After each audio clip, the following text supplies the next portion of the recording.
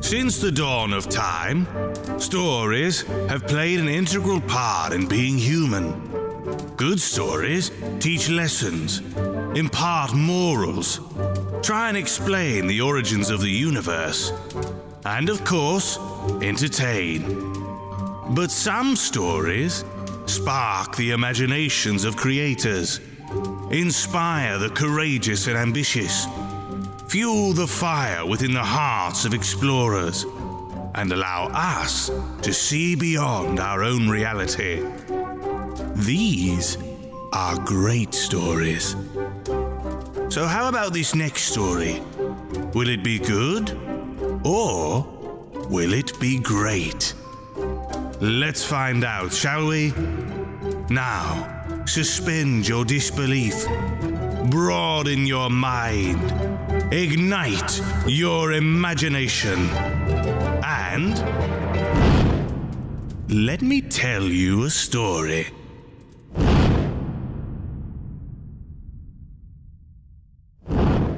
This is the story of the Spectre Spiders by William L. Wintle.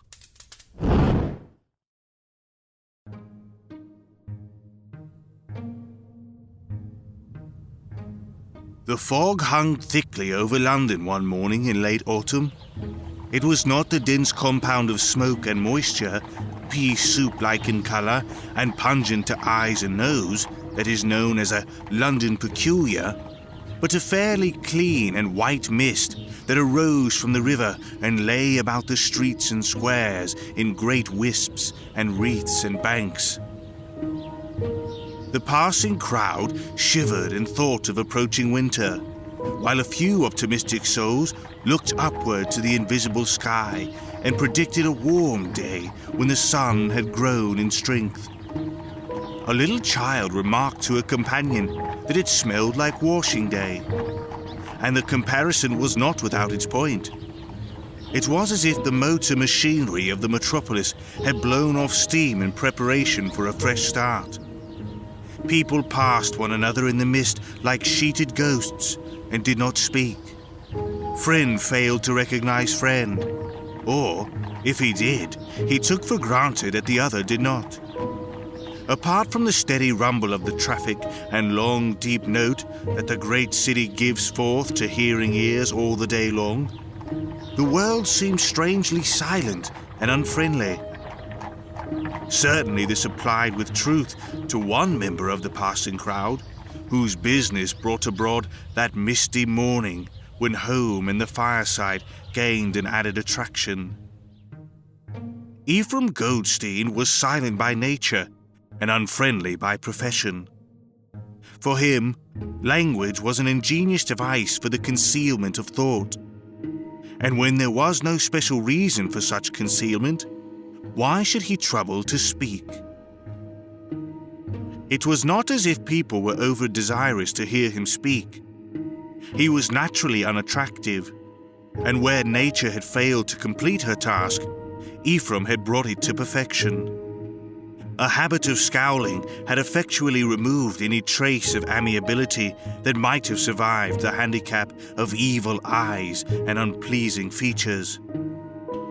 When strangers saw Ephraim for the first time, they looked quickly around for a pleasant face to act by way of antidote. We have said that he was unfriendly by profession, but the unwary and innocent would never have suspected this from his professional announcements in the personal column of the morning papers.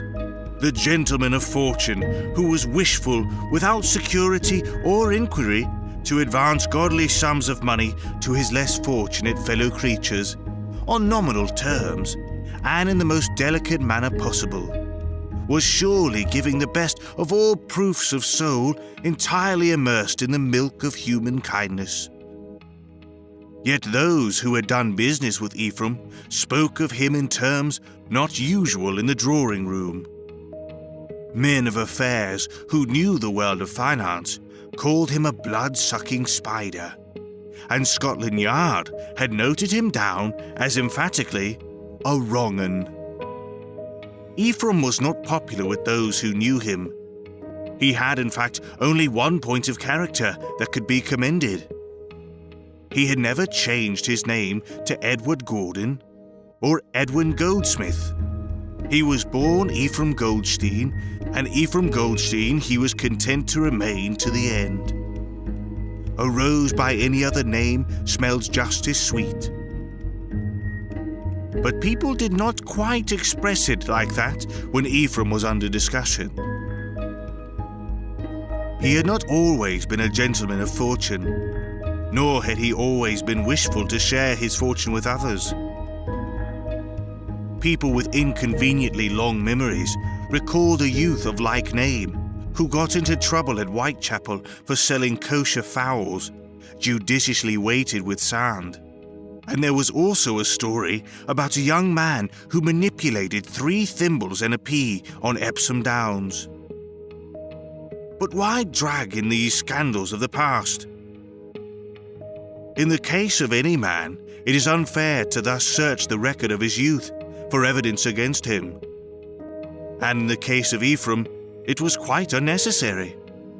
He was a perennial plant.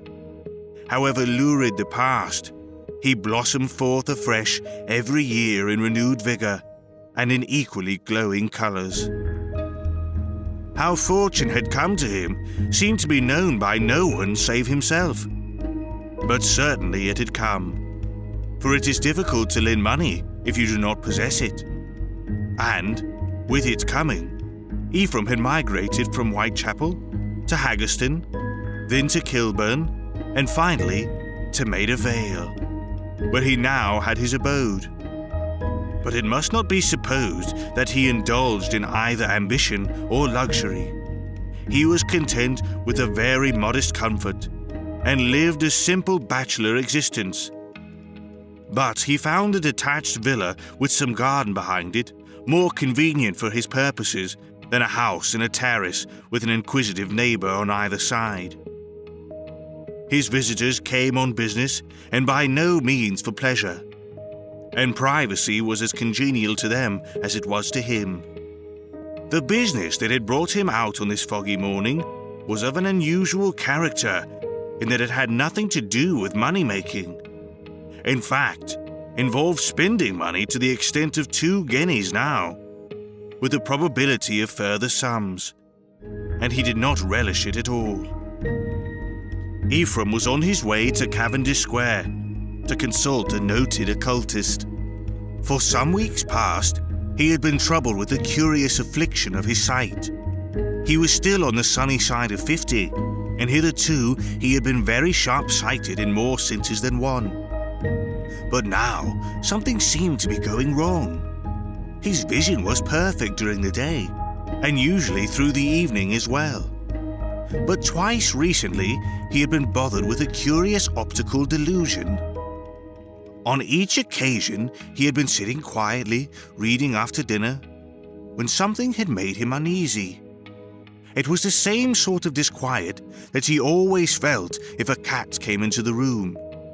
So strong had been this feeling that he had sprung out of his chair without quite knowing why he did it.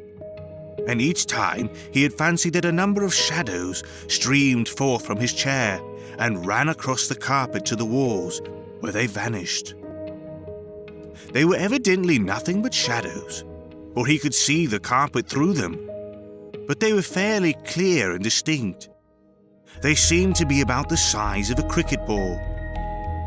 Though he attached no meaning to the coincidence, it was a little odd that on each occasion he had been reluctantly compelled during the day to insist upon his pound of flesh from a client. And when Ephraim insisted, he did not stick at a trifle. But obviously, this could have nothing to do with a defective vision. The great specialist made a thorough examination of Ephraim's eyes, but could find nothing wrong with them. So, he explored further and investigated the state of his patient's nervous and digestive systems, but found that these were perfectly sound. Then, he embarked upon more delicate matters and sought to learn something of the habits of Ephraim. A bachelor in the 40s may be addicted to the cup that cheers, and occasionally inebriates as well. He may be fond of the pleasures of the table. He may be attracted by the excitement of gambling. In fact, he may do a great many things that a man of his years should not do. The physician was a man of tact and diplomacy. He asked no injurious questions, but he had the valuable gift of inducing conversation in others. Not for years had Ephraim talked so freely and frankly to any man. The result was that the doctor could find no reason for suggesting that the trouble was due to any kind of dietary or other indiscretion. So he fell back on the last refuge of the baffled physician. "Rest, my dear sir," he said. "That is the best prescription. I am happy to say that I find no serious lesion or even functional disturbance. But there is evidence of fatigue affecting the brain and the optic nerve. There is no reason to anticipate any further or more serious trouble. But a wise man always takes precautions. My advice is that you drop all business for a few weeks and spend the time in golf or other out-of-door amusement. Say at Cromer or on the Surrey Downs. In that case, you may be pretty confident that no further disturbance of this kind will occur." Ephraim paid his 2 guineas with a rather wry face. He had the feeling that he was not getting much for his money. Still, it was reassuring to find that there was nothing the matter. Rest? Rubbish. He was not overworked. Surrey Downs indeed. Hampstead Heath was just as good and a great deal cheaper. He might take a turn there on Sunday mornings. Golf? You would not catch him making a fool of himself in tramping after a ridiculous ball. So he simply went on much the same as before and hoped that all would be well. Yet somehow things did not seem to be quite right with him. Business was prosperous, if you can speak of business in connection with the pleasant work of sharing your fortune with the less fortunate, always on the most reasonable terms possible. Ephraim would have told you that he lost terribly through the dishonesty of people who died, or people who went abroad, or whose expectations did not turn out as well as they should. And yet, in some mysterious way, he had more money to lend than ever. But he was worried. One evening, after an unusually profitable day, he was sitting in his garden, smoking a cigar that had been given him by a grateful client, who was under the mistaken impression that Ephraim's 5% was only to be reckoned once per year, whereas it was really once per week. It was a good cigar, and the smoker knew how to appreciate good tobacco. He was lying back in a hammock chair and idly watching the rings of smoke as they rose on the quiet air and floated away. Then he suddenly started and stared. The rings were behaving in a very odd fashion. They seemed to form themselves into globes of smoke, and from each of them protruded 8 waving filaments that turned and bent like the legs of some uncanny creature. And it seemed as if these trailing limbs of smoke turned and reached towards him. It was curious and not altogether pleasant, but it was no case of an optical illusion. The evening light was good, and the thing was seen clearly enough. It must have been the result of some unusual state of the atmosphere at the time. He was aroused by hearing conversation on the other side of the wall. The occupant of the next-door house was in his garden with a friend, and their talk was of matters horticultural. It did not interest Ephraim, who paid a jobbing gardener the smallest possible amount to keep the place tidy, and concerned himself no further about it. He did not want to hear of the respective virtues of different local seed vendors.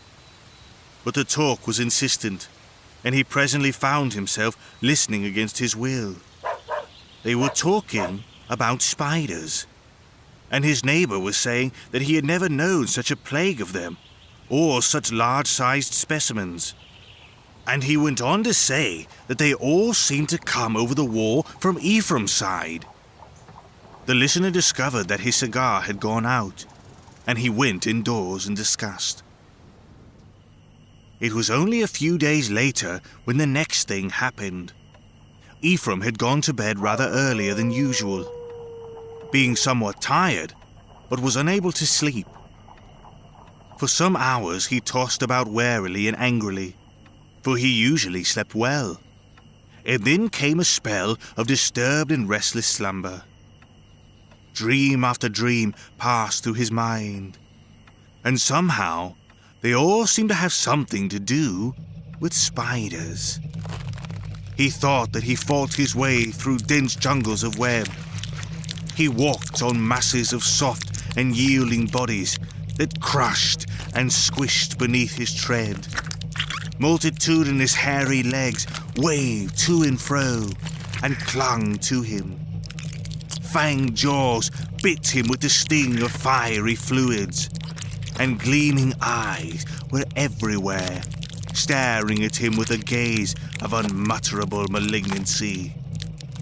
He fell, and the webs wrapped round him in an embrace of death.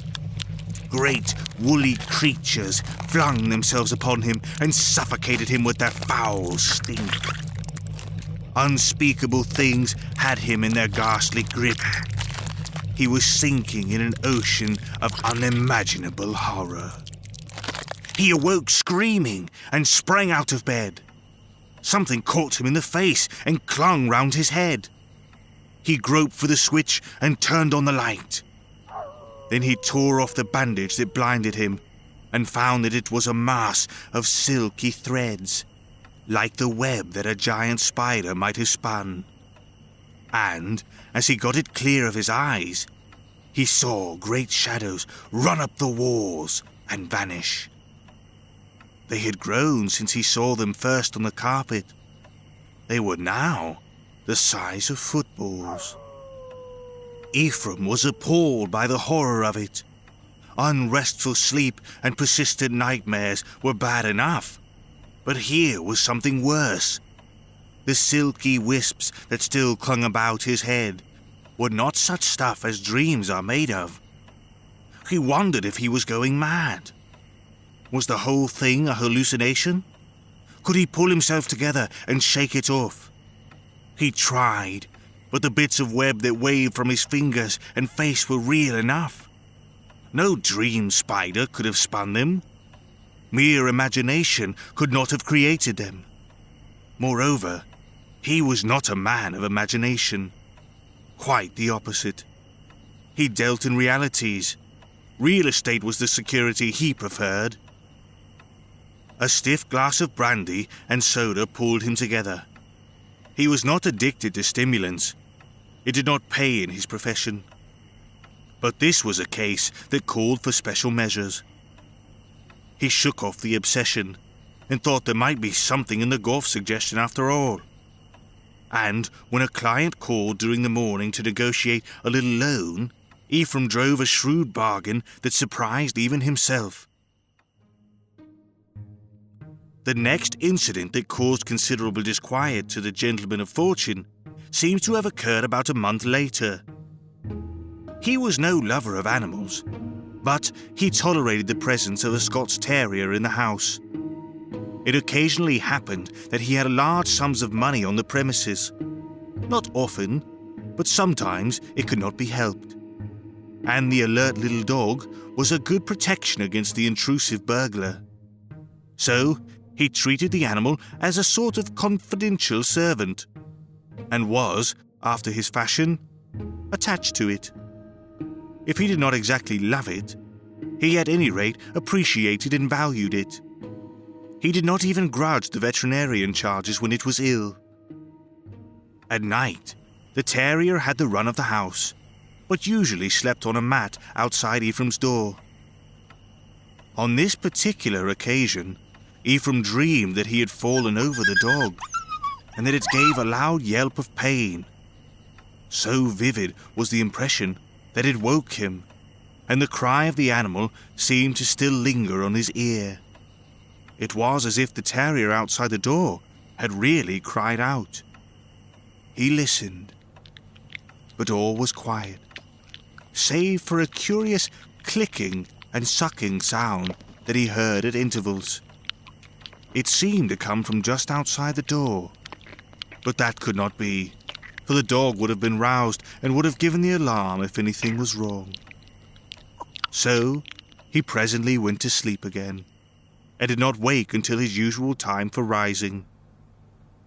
As he dressed, it struck him as unusual that he heard nothing of the dog, which was accustomed to greet the first sounds of movement with a welcoming bark or two. When he opened the door, the terrier lay dead on the mat.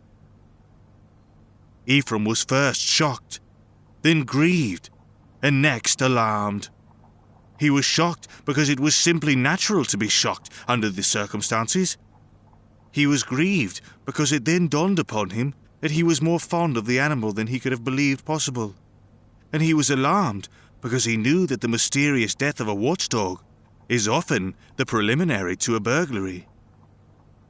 He hurried downstairs and made a hasty examination of the doors and windows, and particularly of a safe that was hidden in the wall behind what looked like a solid piece of furniture. But everything was in good order, and there was no sign of any attempt on the premises. Then he went upstairs to remove the body of the dog, wondering the while if it would be worth the expense to have a post-mortem. Ephraim disliked mysteries, especially when they happened in the house. He picked up the dead terrier, and at once was met with a bad shock. It was a mere featherweight, and collapsed in his hands. It was a little more than a skeleton, rattling loose in a bag of skin.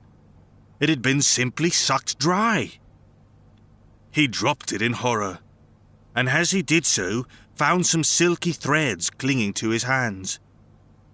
And there were threads waving in the air, for one of them twined itself about his head and clung stickily to his face.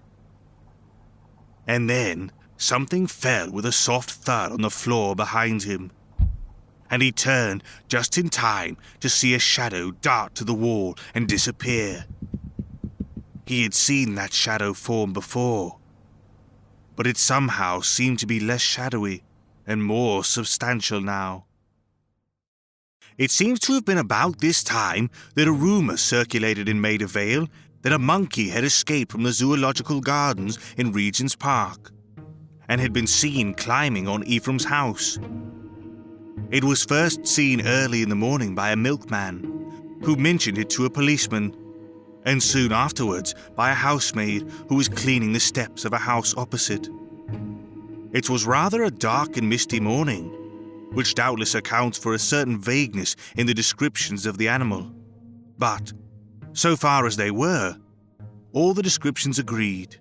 The monkey was described as a very fat specimen, almost like a football in size and rotundity, with very long arms.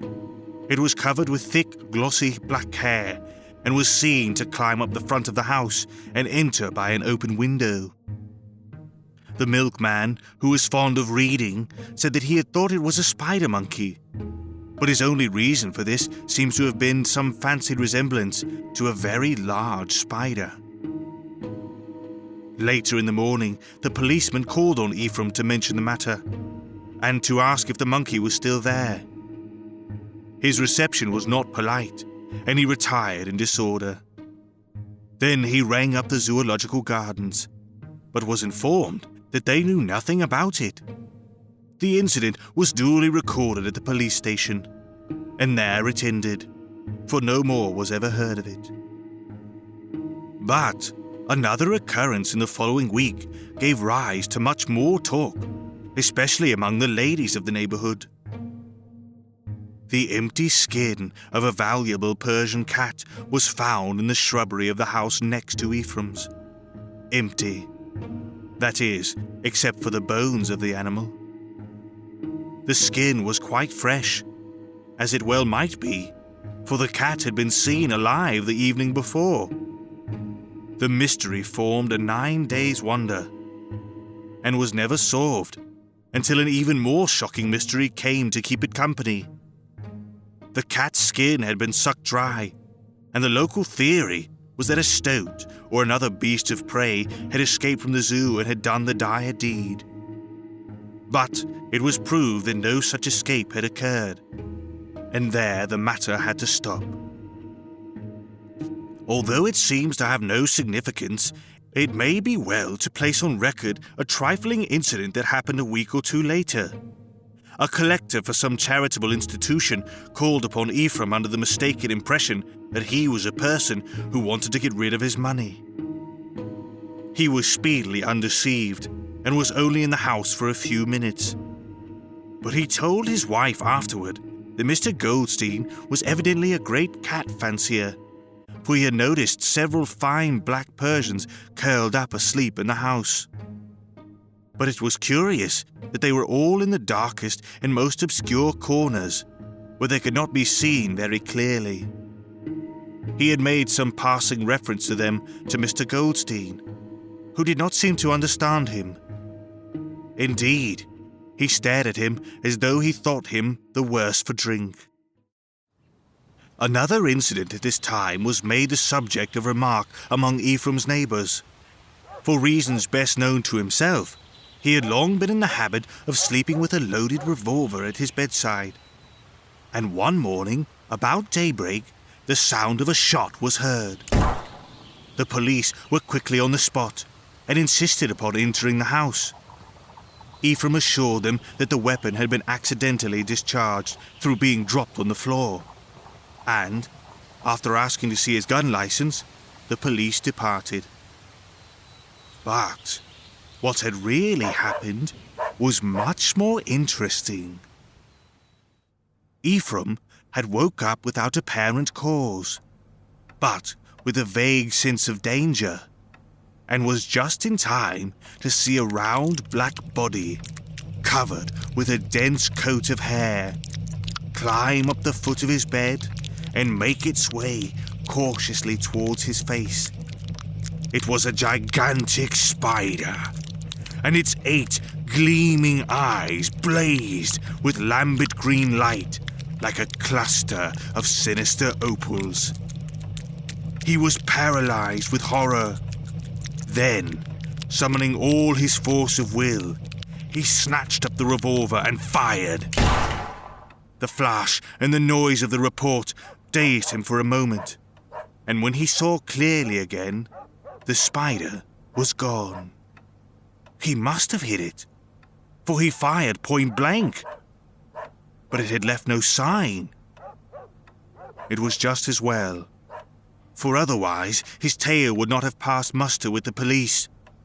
But later in the morning, he found a trail of silky threads running across the carpet from the bed to the wall.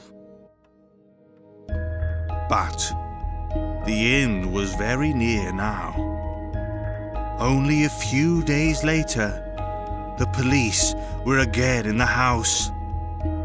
This time, they had been called in by the gardener, who said that he could not make Mr. Goldstein hear when he knocked at his door, and that he thought he must be ill. The door was locked and had to be forced.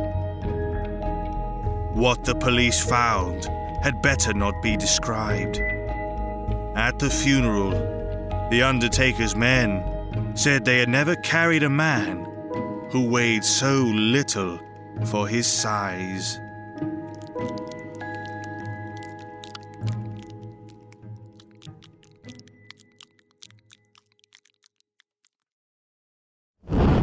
So, was it a good story? Or was it a great story? Don't worry if you don't know, because the difference between a good story and a great story all depends on who's listening.